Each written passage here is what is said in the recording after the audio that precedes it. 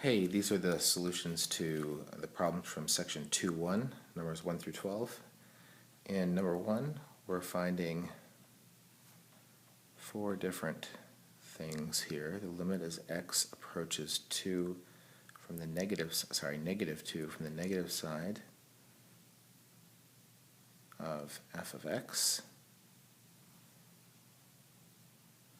The limit as x approaches -2 from the positive side of f of x.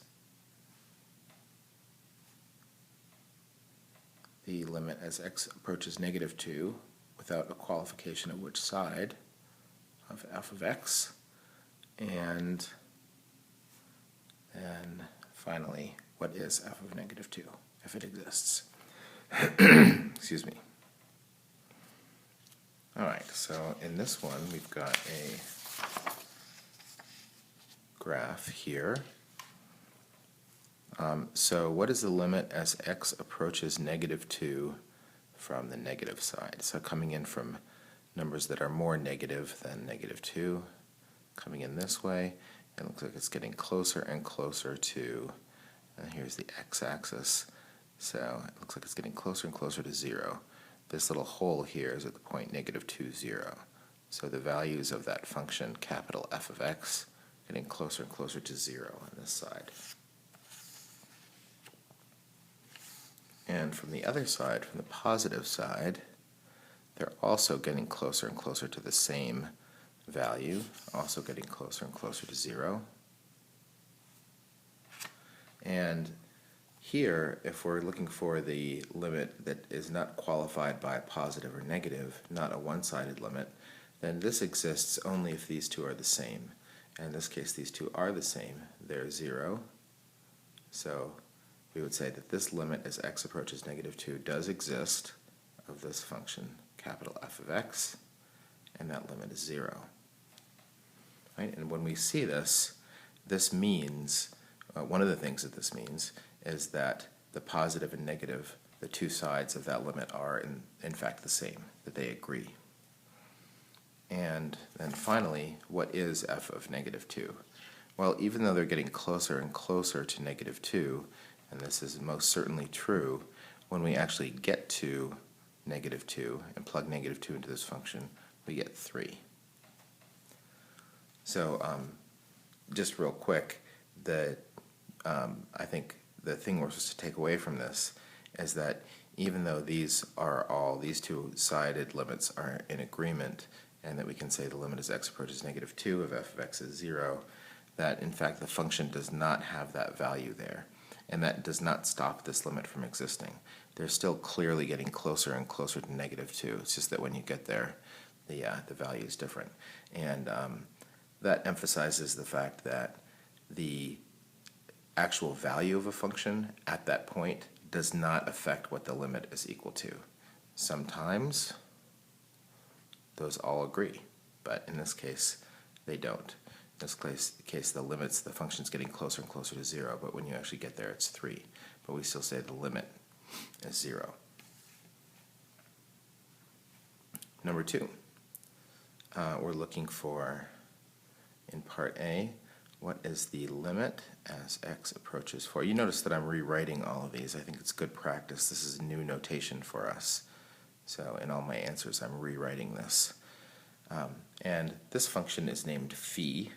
It might seem like a weird name for a function, but you can name a function anything you want. We probably use f more than anything else, but this function is named phi of x. So what about when we approach 4 from the negative side? Well, approaching 4 from the negative side, it looks like it's shooting up toward positive infinity here. And because we are emphasizing the agreement of the one-sided limits, I'm going to emphasize that by putting a positive infinity, not just an infinity. If you put an infinity there, that's okay. I'm just trying to emphasize that it is in fact shooting up to positive infinity. On the other side, as x approaches 4 from the positive side, looks like we're also approaching positive infinity.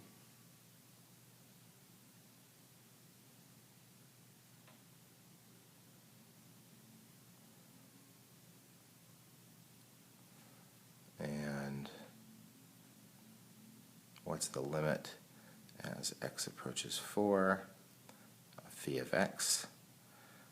There's really two different things that you can say here. Since these both agree and they're both positive infinity, you could write positive infinity here. But really, if a limit is equal to infinity, infinity is not a number. That's really like more of a size or an unbounded kind of situation here. So I think it's okay to say that that limit does not exist. Because saying that the limit of something is infinity, well, it's not really limited at all, is it? And the only reason why we might want to say positive infinity instead of does not exist is that since they're both, it's going to positive infinity on both sides, this actually has a little bit more information than just saying does not exist. Because does not exist could be any situation where these don't agree with each other. And by saying positive infinity, although that's a version of non-existence of the limit, it does capture the fact that they're both, let's say, a vertical asymptote here, and it's climbing up toward that asymptote on both sides. So probably preferable to say positive infinity, but does not exist is technically also correct. And then what is phi of 4? Well, there's no other point here. There's just a vertical asymptote. It appears that this function is not defined at 4, at that asymptote. So we would say that that does not exist. Number 3. We're looking here for what's the limit as x approaches 3 from the negative side of f of x. So as we get closer and closer to 3, this looks like it's plunging down toward negative infinity. Again, does not exist is technically correct here, but negative infinity has a little bit more information. So we prefer that. And then how about approaching 3 from the positive side? Approaching 3 from positive value, numbers bigger than 3. We're also, again, plunging down to negative infinity. And since those agree, we can say here that the limit as x approaches 3, without qualification of which side of f of x, is equal to also negative infinity. Again, that's a version of non-existence. So you could say this, but this has more information. And then finally, what do you get if you actually try to plug 3 in? Well, f of 3, in this case, if you try to plug 3 into this function, there actually is a point there. It looks like it's the point 3, 1. You can make it where the axis is there, right? That's the point 3, 1. So f of 3 is equal to 1. If you're wondering, you might be wondering, maybe, what kind of crazy function would have this situation where it's got a vertical asymptote here, but then this sort of random point stuck in there? First of all, is it a function? And it is. If you do the vertical line test on this, it only ever hits one point at a time. It's just when you get right on top of that vertical asymptote, there happens to be a point in this sort of unusual place here, and then continues on there. Like, what would a function look like? What would the f of x equals, and then some things with x? To have a point like that, you'd probably have to have a piecewise defined function. Like there's something here going on, some rule when x is not equal to 3, and then a point at 1 when x is equal to 3. So these kinds of functions don't just happen by chance usually. They're usually structured in this piecewise fashion. And that's a thing that we definitely see. We'll see this kind of piecewise function, especially in the context of limits and continuity in this chapter. Number 4.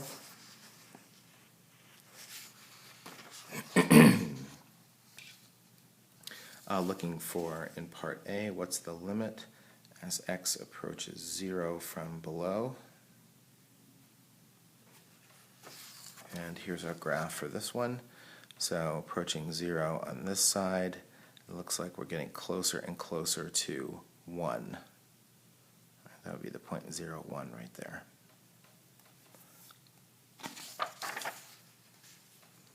On the positive side, the limit as x approaches 0 from above. As we get closer and closer to 0 from above, this is plunging down to negative infinity. And since these do not agree, there's nothing we can say here when we are asked to find the limit as x approaches 0. That's like saying both sides at the same time, and since they do not agree, the only thing we can say is that it does not exist. There's not a way to get more information into that answer without actually breaking it into the two different sides. So what's the limit as x approaches 0 of f of x? It does not exist, because these do not agree. And finally, what's f of 0? So is there an actual point there? There is a point, and it's at 0, negative 2. So f of 0 is negative 2.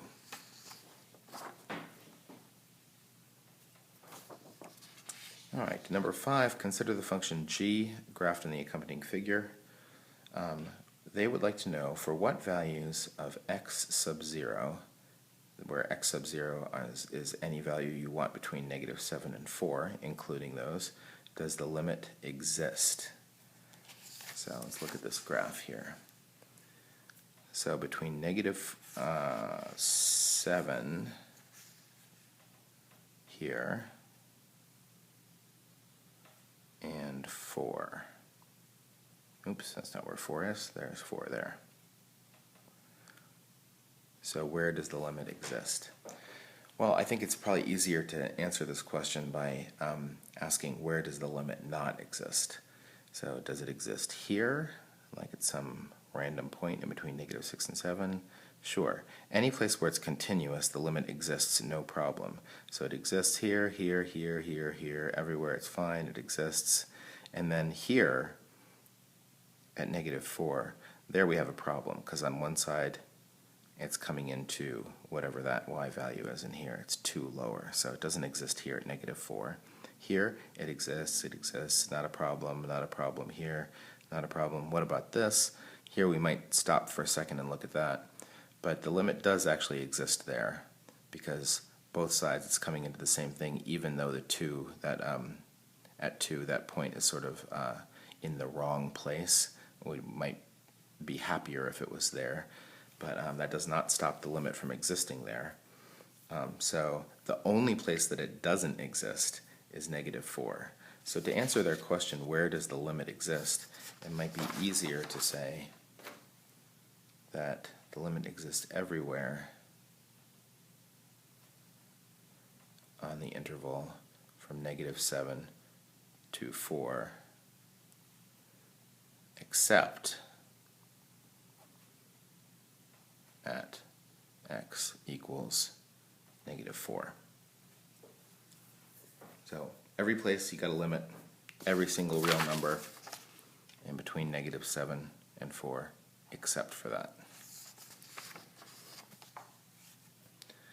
Consider the function f graphed in the accompanying figure right here. For what values does the limit exist? So same thing that we just did in number 5. So it looks like here, and we want to go from negative 9, that's over here somewhere, up to 4, which is here. So where are the trouble spots, potential trouble spots? Here's a spot where, although there's a point that's sort of in the wrong place, the limit does exist there because it's coming into the same thing from both sides. How about here? Well, strictly speaking, the limit does not exist there because there's a vertical asymptote here. And although we could say to give as much information as possible, you could say the limit is infinity, that is a version of non-existence. That's not a number. If you can't report a number, then the limit does not exist. So we could say in this interval, everywhere on the interval from negative 9 to 4, except at x equals, where was that trouble spot? That's at Let's see, there's the origin there. So that's negative 1, 2, 3, 4, 5, 6. So everywhere except at negative 6. And then here, there's a jump here. So on one side, we're approaching, looks like 3.5 or so, and on this side, we're approaching, looks like about 4.5. So those do not agree, those two sides. And that means it doesn't exist there either at x equals 3.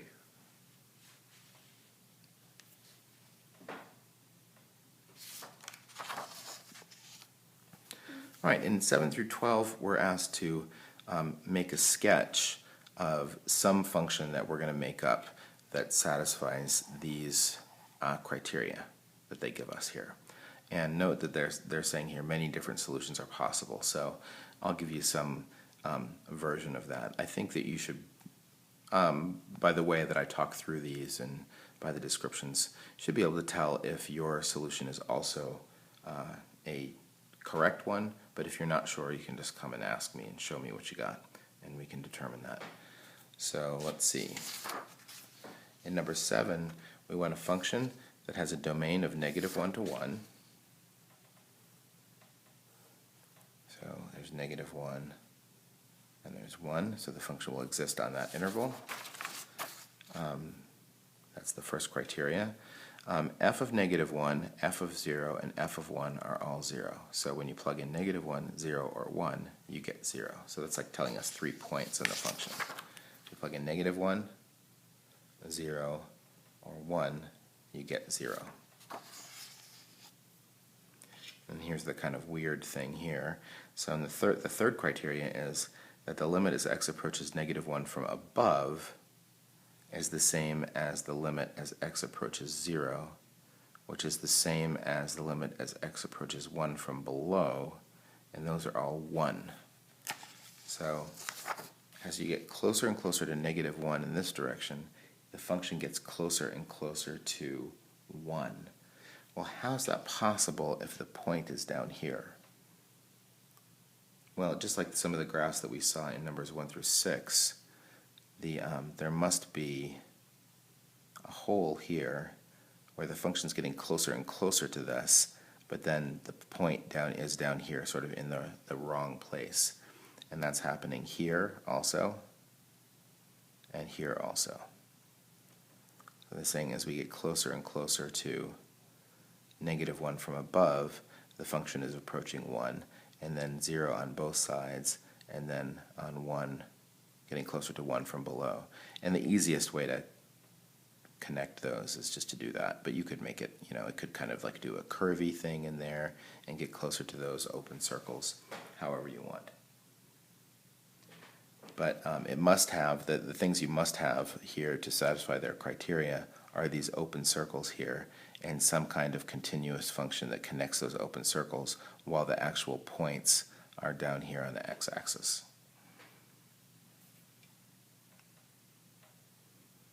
Number 8, we want a function whose domain is negative 2 to 1.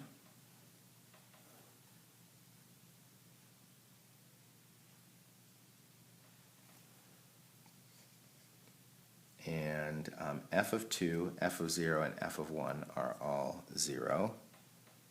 F of negative 2, f of 0, and f of 1 are all 0, similar to that. And in this one, the limit as x approaches negative 2 from above is 2. So it must be coming into an open circle there. The limit as x approaches 0, f of x is 0, so that means it's coming into the point that's actually there. And the limit as x approaches positive 1 from the negative side is 1. So there must be an open circle there. So maybe it goes something like this. But however you connect those, it doesn't matter. And we might pause for just a second to ask ourselves, is this a function, as sort of odd as it is to have these points in the wrong place? But it is. If you do your vertical line scan across there, it only hits one point here, because there's an open circle there. 1 point, and then again here, only 1 point. So even though these points at -2 and 1 seem to be sort of in the wrong place, it still definitely is a function. And again, to make a function that looked like this, you definitely have to make some kind of piecewise definition of it. It wouldn't just happen by chance. Okay, number 9, we have a function whose domain is -∞ to 0.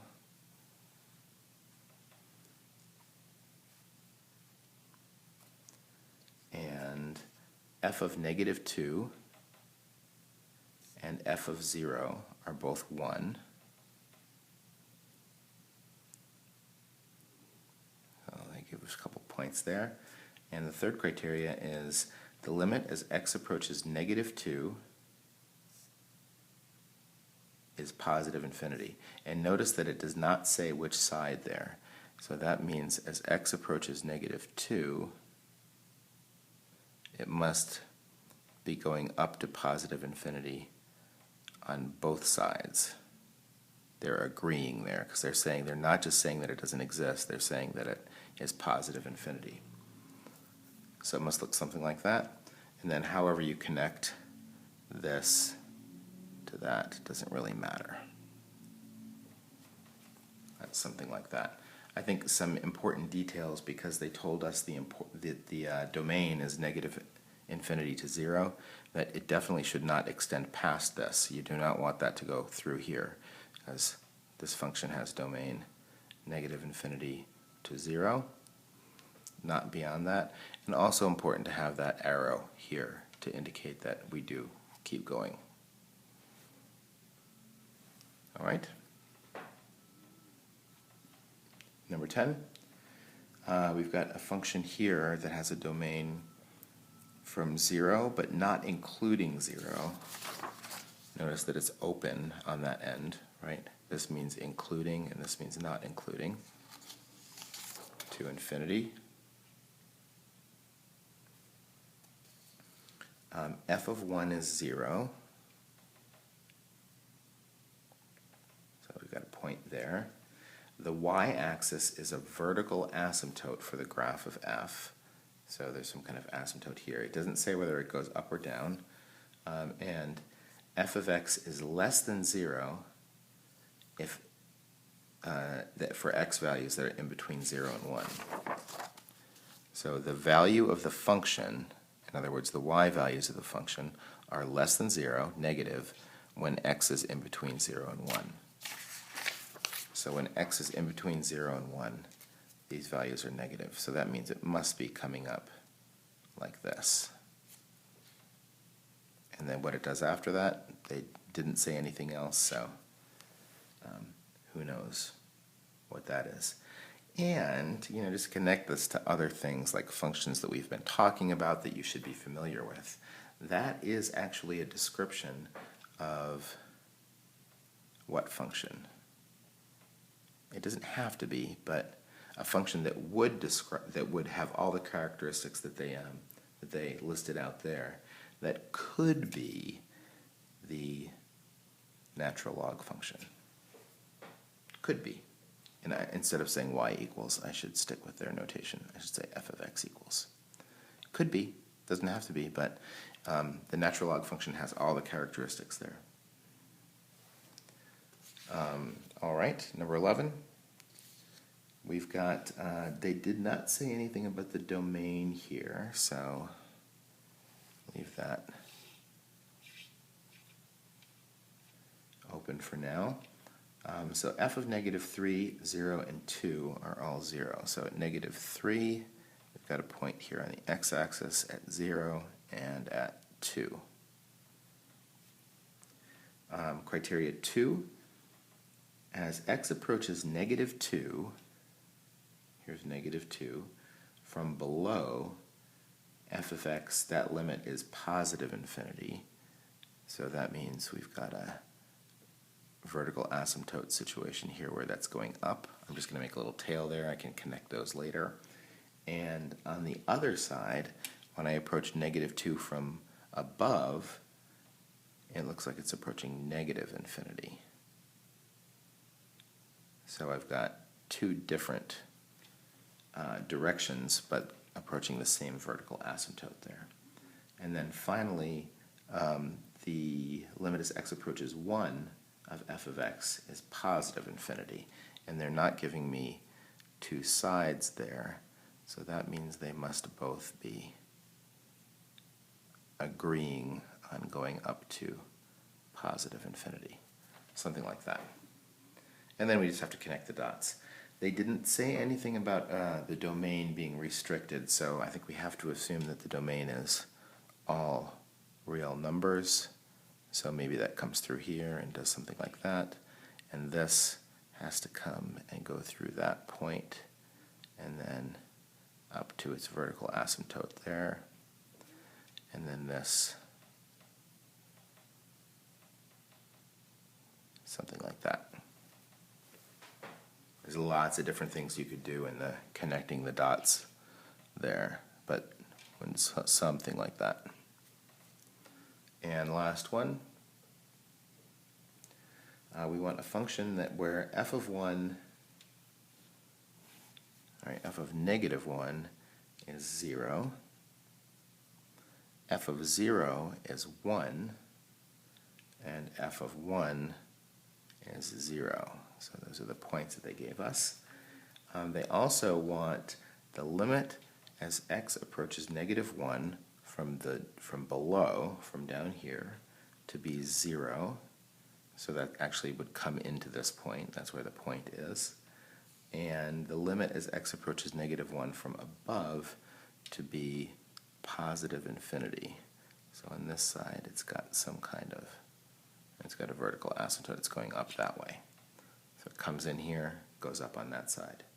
And then last criteria, the limit as x approaches 1 from below is 1. That's not where that point is, right? So it's coming into this point somehow, this open circle rather. And the limit as x approaches 1 from above is positive infinity. So on this side, I've got another asymptote situation there. And again, just have to connect the dots here. So let's see how we want to do that. Didn't say anything about the domain, so that just goes off like that. This has to come through here and then connect to this. So however you want to do that. And then over here, whatever it does there. So something like that. So those are some possible possible graphs that satisfy the descriptions that they gave in 7 through 12. Yours certainly might look a little different than that, but I think you have an idea what the necessary characteristics that they have to be correct.